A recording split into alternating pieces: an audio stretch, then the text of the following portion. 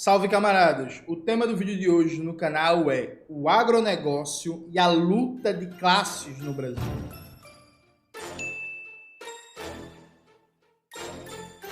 Antes de começar propriamente o tema do vídeo do canal, quero muito agradecer a você que ajuda a manter e melhorar nosso canal a partir do Apoia-se. Seu apoio é fundamental para a gente continuar o nosso trabalho. Nota. Veja, eu esse ano todo venho debatendo muito no canal como a gente tem uma visão muitas vezes idealista sobre os problemas gerados pelo fortalecimento do agronegócio, né? Parece que a questão do agronegócio é só uma questão de debater com as pessoas, de esclarecer as pessoas que o agro é ruim, que o MST é massa, que é importante não ter veneno na comida. Por aí vai, a gente vai derrotar o agronegócio. Quando o agronegócio é cada vez mais forte, não é fundamentalmente porque eles encontraram uma peça de marketagem, de publicidade muito boa, né? O agro é pop, o agro é tech, o agro é tudo.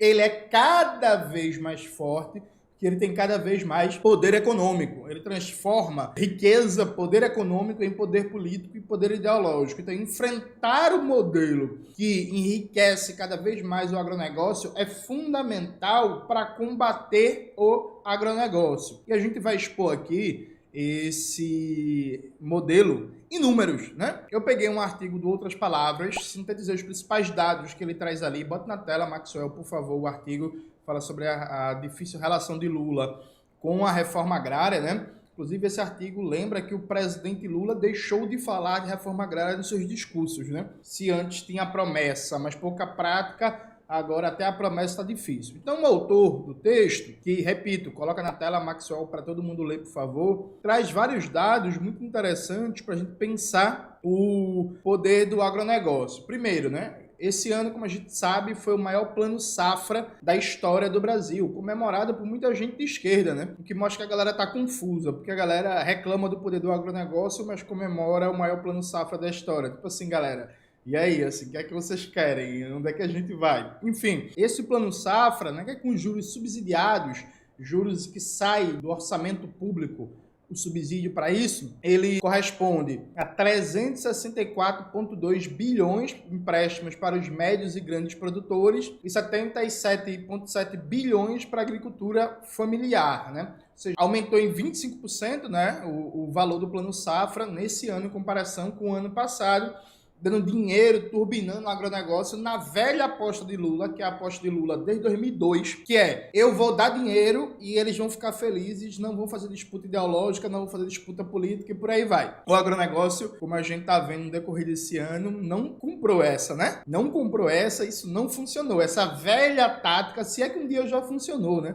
Por exemplo, se fez isso com as Forças Armadas apoiaram o golpe, apoiaram a eleição de Bolsonaro, governaram no governo Bolsonaro, tentaram dar um golpe no 8 de janeiro.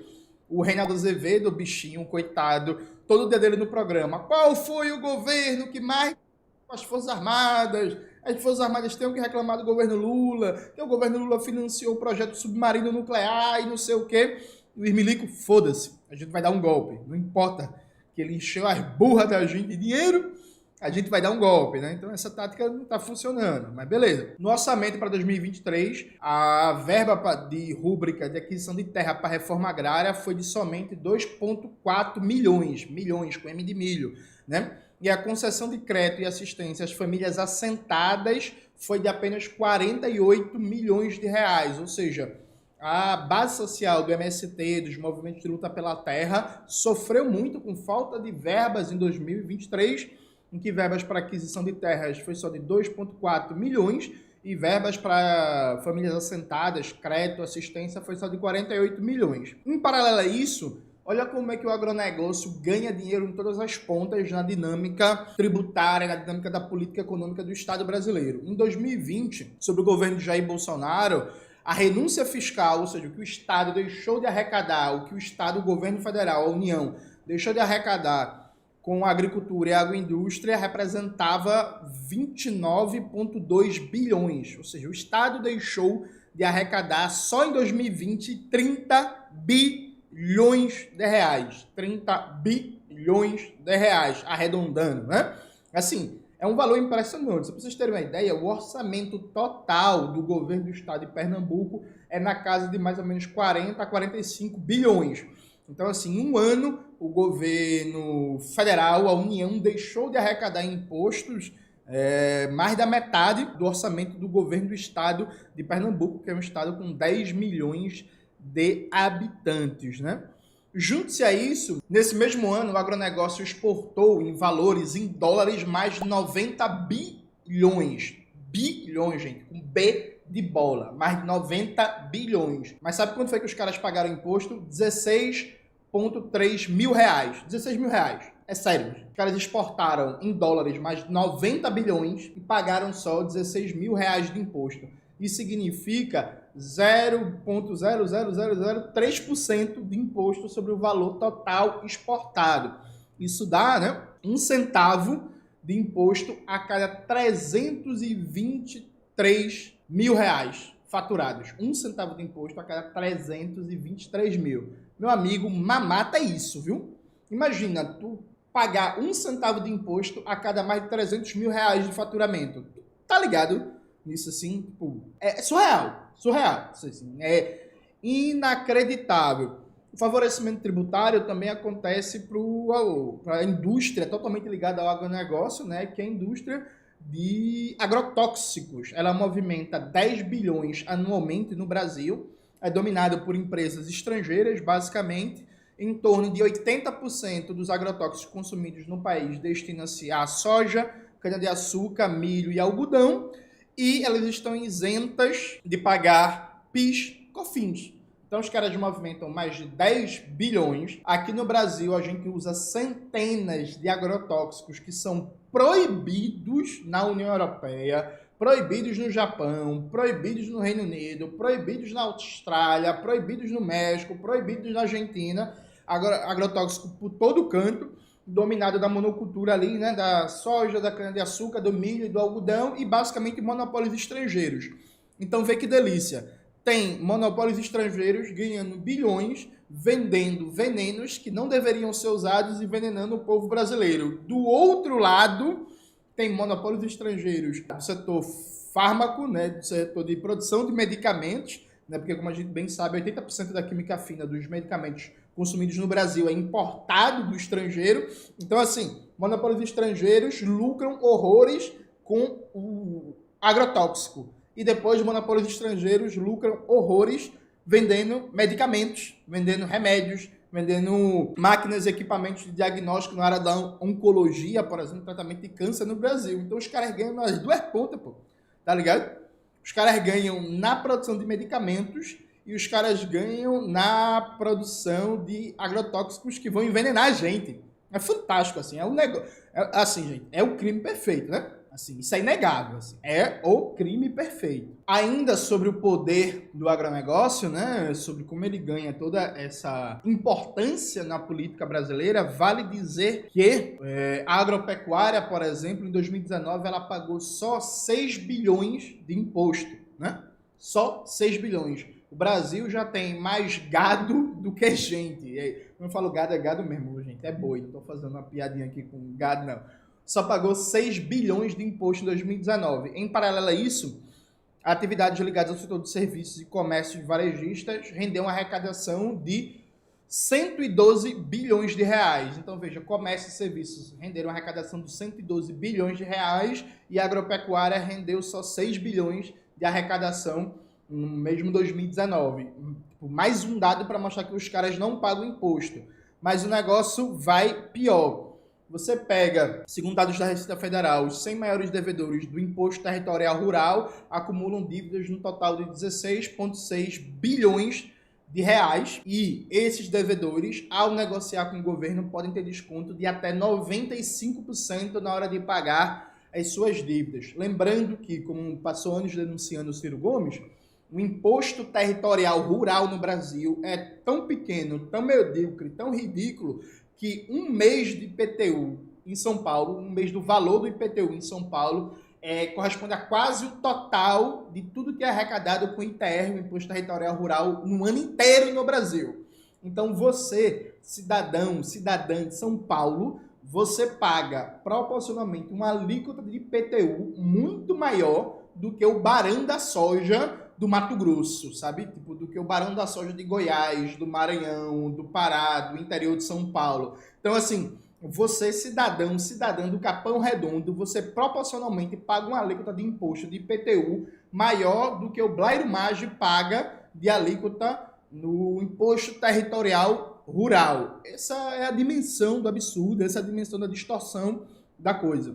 Mas aí alguém vai falar, mas Jones, eles são muito importantes porque eles geram emprego, Na verdade, não.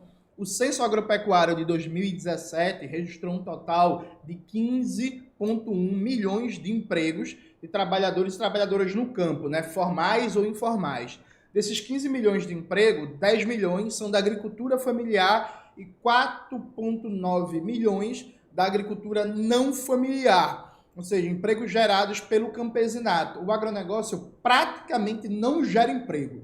Praticamente. O grande agronegócio, os grandes exportadores de soja, de milho, de cana-de-açúcar, de carne de vaca, praticamente não geram emprego no Brasil. E para piorar, de 1999 até 2021, a produção per capita de mandioca, né, de macaxeira, diminuiu 47%, a de feijão 26% e a de arroz 12%. Em paralelo, a produção per capita de soja cresceu 600%, a produção de milho 180% e a de cana-de-açúcar 100% no mesmo período. Ou seja, a gente está deixando de ter terra destinada a plantar o que a gente come para, no lugar, ter soja, milho e cana-de-açúcar, né? O brasileiro, a base da sua refeição não é nem soja, nem milho, nem cana-de-açúcar.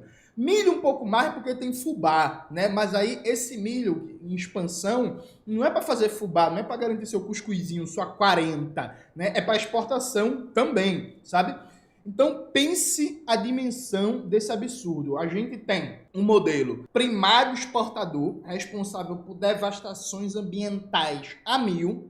Os caras não pagam imposto, envenenam a população brasileira, os solos, biomas e por aí vai, com agrotóxicos a rodo, né? Não geram emprego, não geram desenvolvimento científico técnico, tem crédito a rodo subsidiado e tem uma série de outros benefícios governamentais, colocando instituições públicas, como a Embrapa e as universidades públicas, à sua disposição. Então, veja, a gente não vai enfrentar o poder do agronegócio, sabe, sem fazer um debate sobre a dinâmica que sustenta o agronegócio. Porque onde é que reside o centro do poder dos caras? O argumento imediato é que o agronegócio garante o equilíbrio da balança comercial do Brasil, a atração de divisas. E o que é verdade, num modelo cada vez mais primário exportador, mais reprimarizado, com menor complexidade produtiva, a balança comercial brasileira se equilibra basicamente a partir do agronegócio, né, que atrai os dólares que a economia brasileira precisa para uma série de questões. Mas veja, isso é consequência de um padrão de reprodução capitalista neoliberal que, como diria o grande Jaime Osório, coloca destaque no novo padrão de especialização produtiva. Ou seja, o modelo econômico neoliberal em curso desindustrializa o país, destrói capacidade de gerar ciência, tecnologia, complexidade produtiva, projeto estratégico de soberania de fato. Isso provoca uma dependência cada vez maior do agronegócio para a atração de dólares, ou o agronegócio usa essa dependência para cada vez mais ampliar seu poder político, ideológico e aprofundar o modelo em torno do seu benefício, o que provoca cada vez mais desindustrialização, o que faz com que cada vez mais o agronegócio diga que ele é o grande responsável por salvar a economia brasileira porque atrai os dólares. É um modelo circular, um ciclo vicioso, percebe? Os caras têm uma responsabilidade direta num modelo econômico que desindustrializa o país e, ao mesmo tempo, dizem que sem eles o país ia ter escassez de divisa, o país não ia conseguir os dólares suficientes que precisa, ia ter uma pressão muito maior na balança comercial, na balança de pagamentos e por aí vai. Então, eu dei um exemplo no meu vídeo, né? Índia, a farmácia do mundo, como a Índia se tornou a farmácia do mundo, em que em 2010, se não me falha a memória, o déficit 2013, melhor dizendo, 2013, o déficit da balança comercial na saúde, né, medicamentos, química fina, máquinas e equipamentos que a gente estava importando era de 10 bilhões de dólares. Hoje, o déficit comercial que a gente tem na saúde é de 20 bilhões de dólares. Então, por exemplo, cresceu o déficit na saúde. Nos anos 80, o Brasil produzia cerca de 50% de todo IFA, ingrediente farmacêutico ativo, que é um elemento fundamental, né, na produção de medicamentos que a gente consumia, produzia 50%. Hoje em dia, a gente só produz 10% disso. Então, cada vez mais a gente importa máquinas, equipamentos, química fina, condutores, chips, tudo que você imaginar de complexo em várias áreas tecnológicas de ponta.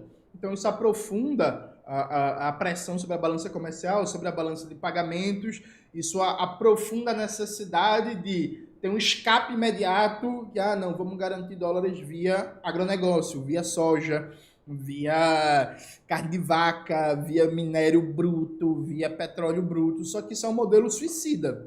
Isso é um modelo que não resolve nenhum dos problemas fundamentais da soberania nacional, do povo trabalhador, que destrói o meio ambiente, que polui os rios, que polui os solos, que causa cada vez mais câncer, que ataca povos quilombolas, povos indígenas, povos das florestas, comunidades tradicionais. Ou seja, é preciso atacar o agronegócio nos seus fundamentos econômicos. E aqui passa por um debate muito sério sobre política industrial, né? Sobre política industrial, sobre política tributária, sobre o uso dos recursos naturais disponíveis no país, sobre geração de emprego, sobre adensamento tecnológico e vários aspectos em que o agronegócio é nocivo, essa é a palavra, é nocivo para o país. A gente está preso a um modelo neoliberal de especialização produtiva que, continuando com ele, a gente está indo para um buraco e para um buraco da pior qualidade, viu, gente? Antes de continuar o vídeo do canal, gente, uma coisa muito importante. Maxwell, que trabalha comigo, Maxwell, coloque sua própria foto na tela aí para as pessoas verem sua cara. Maxwell edita os vídeos do canal, né? E aí ele está pensando em várias coisas novas, vários modelos de edição, usar animação e tal. E ele precisa de um computador mais potente, um computador melhor, um computador mais eficiente para trabalhar essas novas ferramentas de edição. Ele vai usar o dinheiro dele, eu também entrei junto, falei que pagava 50% do valor do computador que ele escolher, né? Porque vai ter impacto direto na qualidade aqui do canal. Mas aí a gente está pedindo ajuda também a você, né? Que queira contribuir, que queira melhorar o conteúdo do nosso canal e tal. Então toda grana que você mandar Pix esse mês, a gente vai reverter para comprar um computador novo para Maxwell, que vai melhorar o trabalho dele, vai melhorar a qualidade desse canal. Então, se você puder ajudar, eu vou ficar muito agradecido. Maxwell também. E aí, a partir de 2024, a gente vai ter uma qualidade muito melhor de edição, de efeitos, de animação e tudo isso no canal. Mas voltando ao nosso tema, então veja, a gente tem um debate aqui que, enquanto a gente não conseguir enfrentar os fundamentos tributários, fundamentos de política externa, de política monetária, de política fiscal, de política tecnológica, que garantem a ampliação do poder do agronegócio, esses caras vão ter cada vez mais força, cada vez mais presença no Congresso, cada vez mais capacidade de pautar o debate na sociedade. Então, assim, se a gente quer ter chance de vencer, a gente precisa ir até a raiz do problema para enfrentar esses caras. É isso, galera. Espero que vocês tenham gostado do vídeo de hoje do canal. Não se esqueça de se inscrever no canal, ativar o sininho, curtir esse vídeo, compartilhar tudo isso que vocês já sabem. Um beijo e até a próxima.